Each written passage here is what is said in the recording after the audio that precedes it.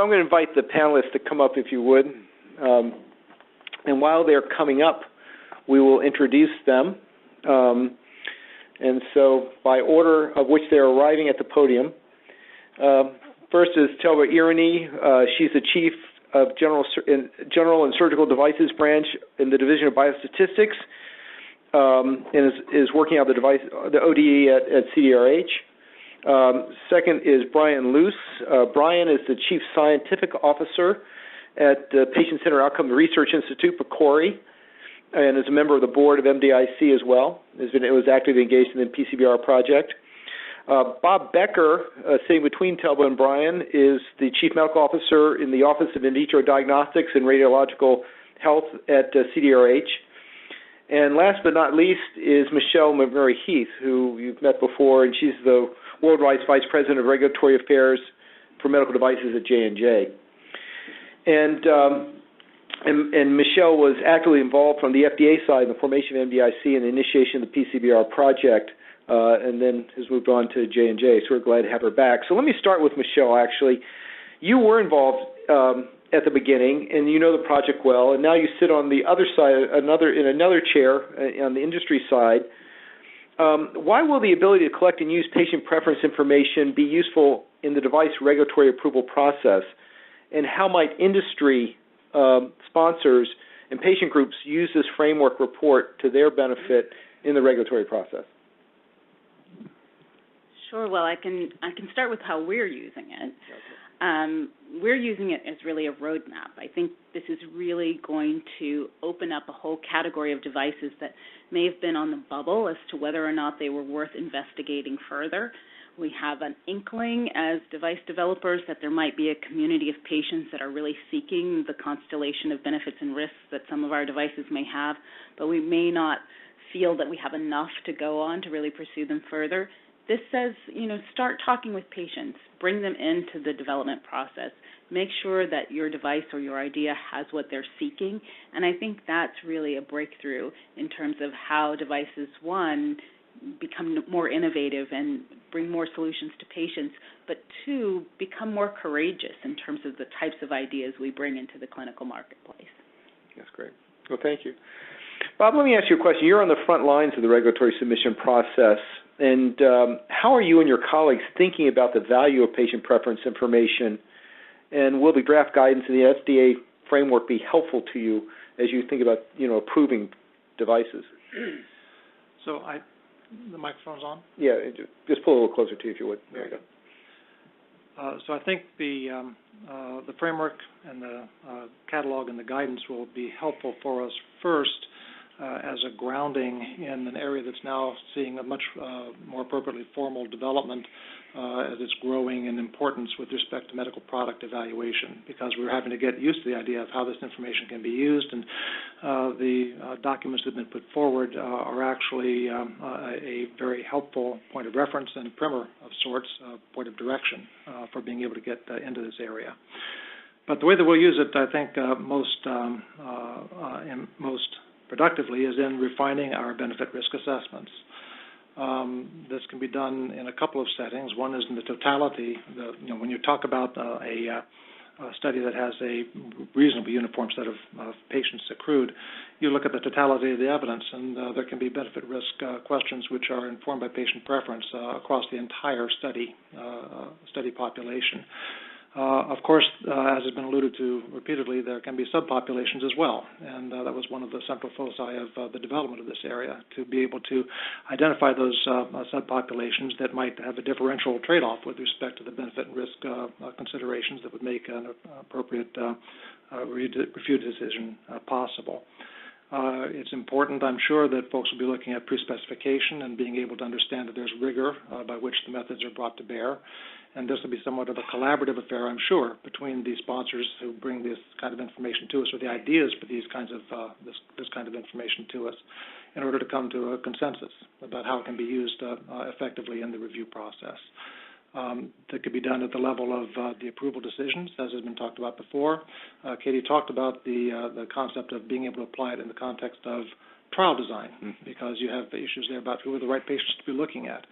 And I think since we are really very, I won't say aggressive, but very accommodating in terms of talking with sponsors really early in the design of their product, that you can have patient preference information that is really informative about what the design of the product should be before you ever get to the trial.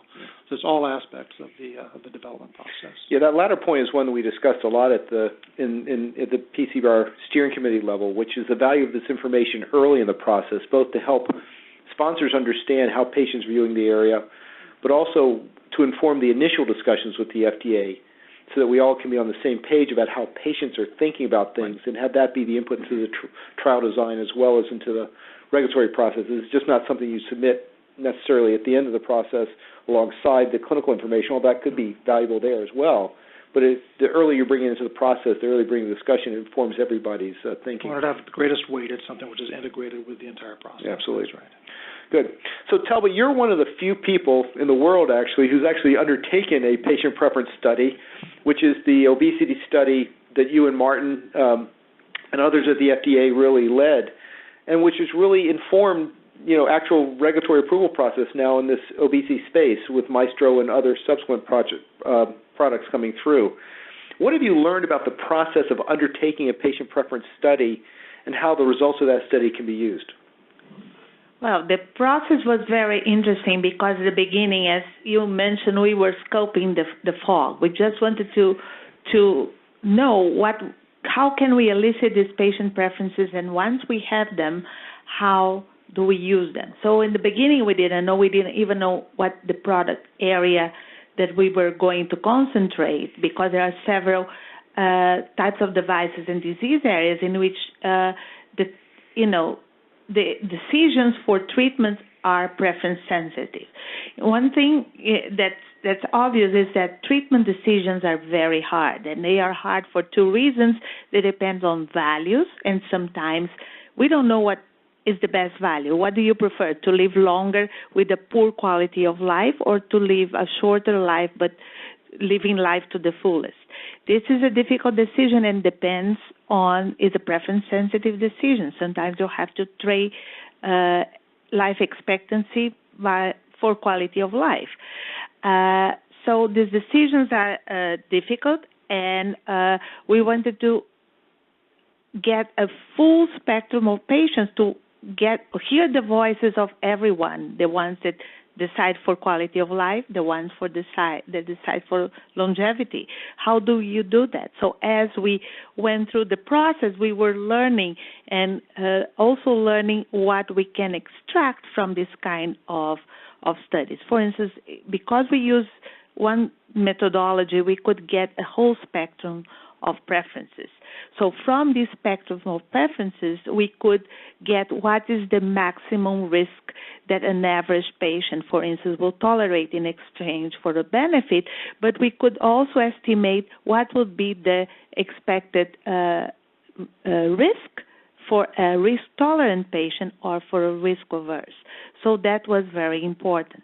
Another thing that we could get from this study is after we got the results, we could actually estimate what would be the proportion of patients that will take a certain product. If that proportion is large enough or meaningful, maybe we should consider approving a product for that proportion, even if it's not the majority, because if we don't approve, this portion of patients have no choice. So that's something that we learn we have to take into account.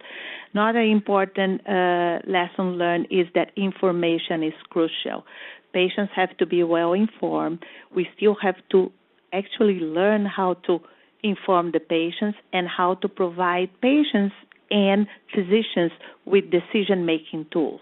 How can we assure that the patients are well informed and are also making good decisions in a shared environment together with their physicians? That will minimize regret from the part of the patients, but will also give more confidence to the agency and to the sponsors, that, they are directing the product to people that are well informed. And finally, what we learned is, we use a sort of sophisticated method, but there are other methods that will be important depending on the questions we want to answer, from the qualitative methods that in many cases will be sufficient to the most sophisticated methods if you want to hear voices from all spectrum of patients. Great. It's very helpful. Thank you. Katie? Can I just expand on that a little bit? I don't want to diminish the innovative, great work that Telba did, but I also didn't want to leave the audience with the impression this has only been done once before. Yeah. I think it's innovative to be doing this in the device sector and considering specifically how to take the information from these studies and use it to inform our regulatory decision making. But there have been dozens of patient preference studies done, or studies of other preferences in the healthcare system, physician preferences, for instance. But they tend to be more focused on the delivery, downstream delivery time point and incorporating the kind of information into shared decision-making models and things of that nature. Are we running out of battery or something? So anyway, it's new, novel in its application, but the science and the methodologies are there, and I think we have a lot of work to do to continue to advance that science and particularly the application of it to the device regulatory space. Great. Thanks, Katie. Brian, let me ask you a question. You work at PCORI, which is the Patient-Centered Outcomes Research Institute. How do patient preference information and patient preference methods fit into the work and the goals of PCORI and what you guys are trying to do? Well, as you're implicating, the Patient-Centered Outcomes Research Institute is patient-centered, and it's a outcomes research institute, so we do research, and we do comparative effectiveness research that is patient-centered. And we haven't surprisingly tackled specifically patient preference as an issue. PCORI is set up to do comparative effectiveness research. So a lot of the research that we engage in are clinical trials, always including patients as part of the entire process of selecting even what to study, as well as the actual protocols themselves are inclusive of patients, of designing the studies. They're part of the studies. They're part of the decision-making as to whether we fund the studies. So they're involved throughout. So presumably, patient preferences probably do surface throughout this entire process.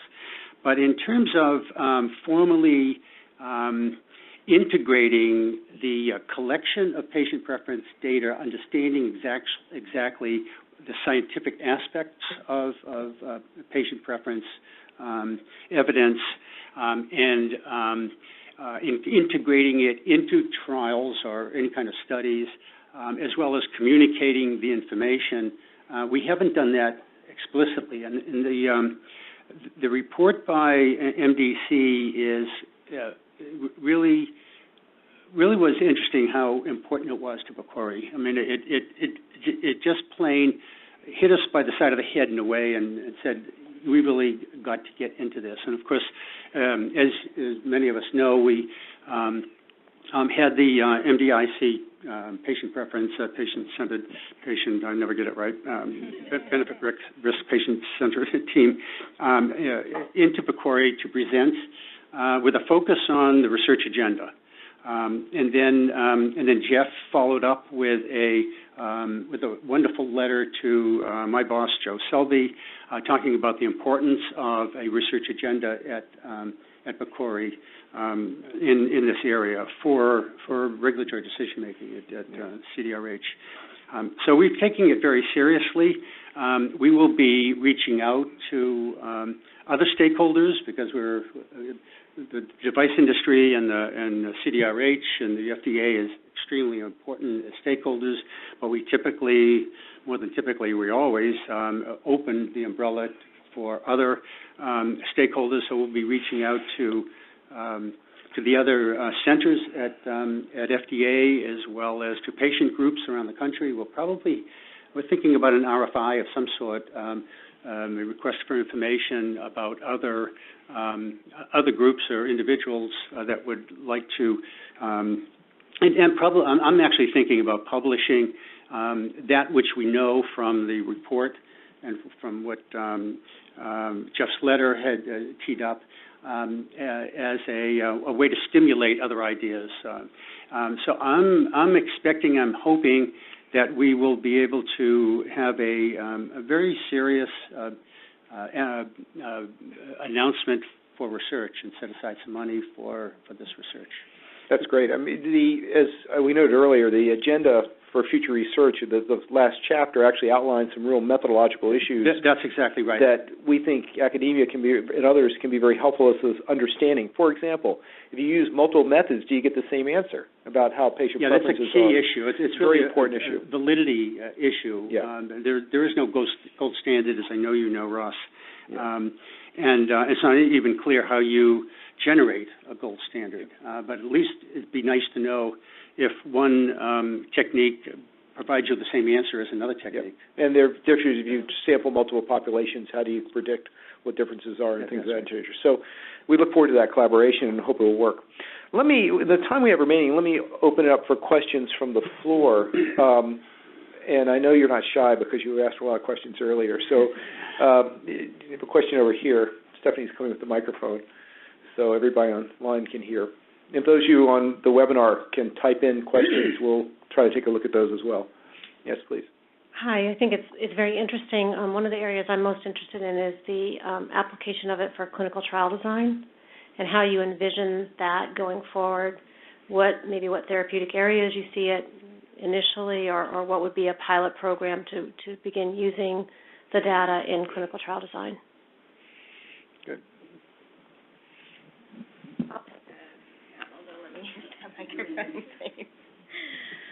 So a couple of I think, probably top value scenarios in the clinical trial space would be in breakthrough or novel technology spaces where we don't yet have an established regulatory paradigm. So, when we're facing a new technology, we're all sitting around the table trying to figure out what is the right clinical trial design for this, what are the right endpoints, which outcomes are more important than others to measure with a high degree of certainty. And we do that now, typically not including that patient component.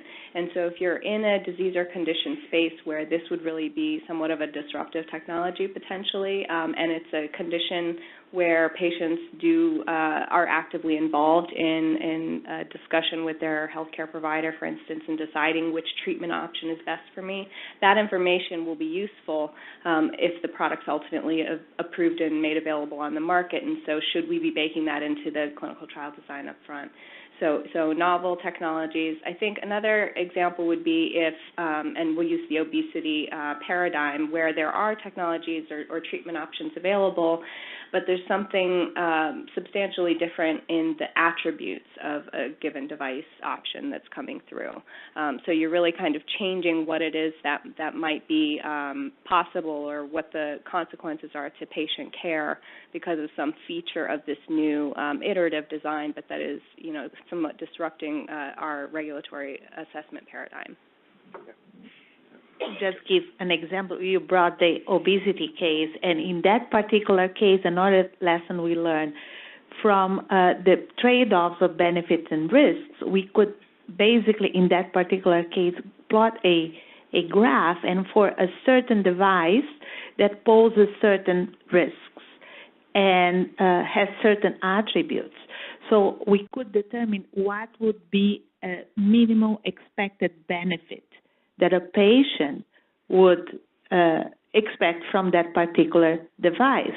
From that value, we could inform clinicians so they could come up with the minimum clinically meaningful weight loss for that particular device, and for that we can design the clinical trial because that drives the sample size and other things. So in that particular case, we could use the study to practically design a clinical trial for a new devices in the pipeline. Yeah. Brian?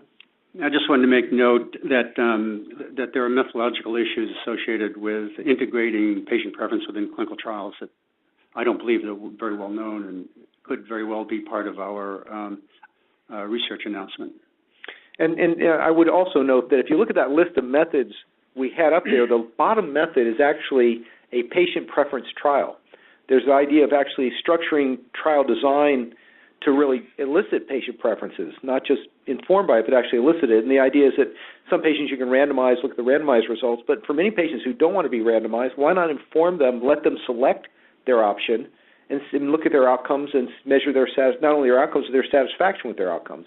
And so there may be some innovation in clinical trial design that comes out of this. Yeah, it's sort of like, I think of it as an input to the trial and an output of the trial. Exactly. I mean, it's confusing to me, actually, as to how to handle that. But Other question. We have one more question. Kelly.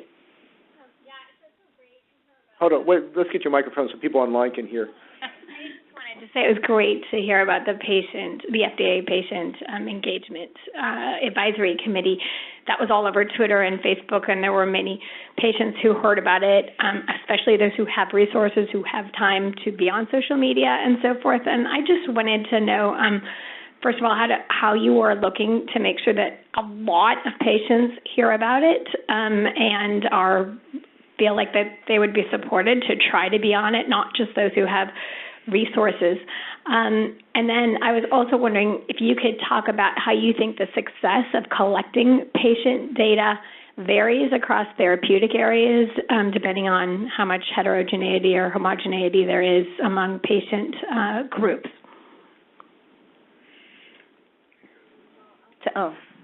And just to add, it's funny to us, I think, as part of a patient group sometimes, what's the patient perspective? And, we don't all have conference calls every Friday. There are many patient perspectives. So just to learn a little more how you think about that. Sure. Good. Katie, then Michelle. Yeah, I'll address the advisory committee meeting, and you may have some comments on the second question. So we'd love everyone's help in getting the word out, frankly. We did tap into, our existing partnerships, tried to reach out to some of the umbrella patient organizations, also reaching out through our existing patient rep network, which is the over 200 patients that are already signed up to work with FDA on some of these issues, but definitely would appreciate help from others to activate their networks and get the word out. Comment that heterogeneity was actually the impetus behind both the patient engagement panel and the patient preference initiative. I think there is a presumption sometimes among policy circles that you can pick up 1-800-patient and call that one patient and they can speak for a universe of people who are afflicted with an illness. Patient preference is the first time where federal policymakers have said, look, there's a population, and within that population there's a distribution. There are different racial and ethnic groups, there are different genders affected, there are different family situations and personal values, and the only way to measure across the spectrum is to scientifically measure and talk about the distribution and not just an individual and asking that individual to speak for thousands. And so this is really the opportunity to bring an egalitarian approach. I think of patient preference as almost the civil rights aspect of patient care and innovation, because as you mentioned, patients with resources are often the first at the door to lobby FDA or Congress in behalf of particular technology. And the most valuable resource, of course, is health. So our patients who are most frail are often the most neglected. And so having people come to them and ask them their point of view on technology is much more egalitarian than waiting to see who can make it through the gates of White Oak. So that's really the basis of this and what we're trying to achieve. So I think the other powerful thing about this whole initiative is it's the first time a regulator, any global regulator, has admitted that although regulatory decisions are science-based, they are value-driven. And so we need to all come to terms with the fact that even though we're evaluating science, we think of ourselves as clinicians and scientists, and that is a very important part of judging the evidence that comes before regulators. The bottom line decision is a value-based decision, and so it therefore should be informed not just by scientists who say, I understand this and you don't, but by the entire community of patients and healthcare providers who have to use those solutions down the line. Great. It's very well said. Thank you, Michelle. Let me close by making 3 quick points. Is that first, I want to thank not just the people on the panel who've participated in this process, but everybody on the PCBR steering committee, the list you saw. it was a real collaborative effort, but we worked hard and fast, and it took a lot of people really focusing on this. And so I just want to publicly thank them all. This conversation is one of many that are being had by a variety of members involved in the process in a variety of forums. We're trying to get the word out about this, and we appreciate your help in doing so. If there are places where you'd like us to talk about this more, let us know and contact Stephanie Christopher, and we can arrange to have somebody there to talk about this to your organization. And finally, I just want to emphasize again, this is not a complete project. This is a first step. This is a new area. It's a developing area, emerging area of really research, and we really want to see this process continue. We're hoping in a few years to revisit this area, revisit the report, update it, improve it, try to collect the experience that everybody develops in this area and share it in a way that makes it productive for everyone, both the FDA and industry and researchers as well. So, again, thank you, and look forward to your helping us spread the word.